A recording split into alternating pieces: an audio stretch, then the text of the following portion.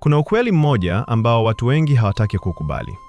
Maisha yako mengi yanaongozwa na hofu, sio maamuzi. Na mbaya zaidi, hata hujui. Kila mtu ana ndoto, lakini si kila mtu anazifikia. Sio kwa sababu hawana uwezo, bali kwa sababu wanaogopa. Leo nakwambia ukweli ambao unaweza kubadilisha maisha yako. Hizi ndizo hofu 4 zinazoendesha dunia kimya kimya.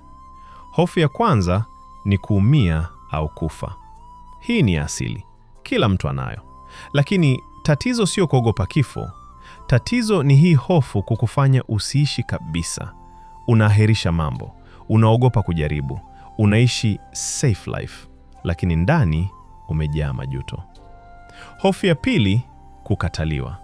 Unataka kuongea, unanyamaza. Unataka kujaribu, unajizuia. Kwa nini? Kwa sababu unaogopa watu watasema nini. Ukweli mchungu ni huu. Watu wengi wanaishi maisha ambayo si yao ili tu wakubalike. Hofu ya tatu, kushindwa. Hii ndiyo inaua ndoto nyingi kabla hata hazijaanza.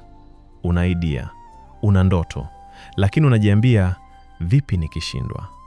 Na hivyo hivyo unaishia kubaki pale pale. Lakini ukweli ni huu. Kushindwa sio mwisho, ni sehemu ya safari. Hofu ya mwisho ni kupoteza. Kupoteza pesa, kupoteza watu, kupoteza kile ulicho nacho. Na kwa sababu hiyo, unashikilia sana vitu, hata vinapokuumiza. Lakini maisha yana sheria moja. Ukishindwa kuachilia, huwezi kupokea kingine. Sasa sikiliza hii vizuri. Hizi hofu hazitaondoka, lakini zinaweza kuacha kukukontrol.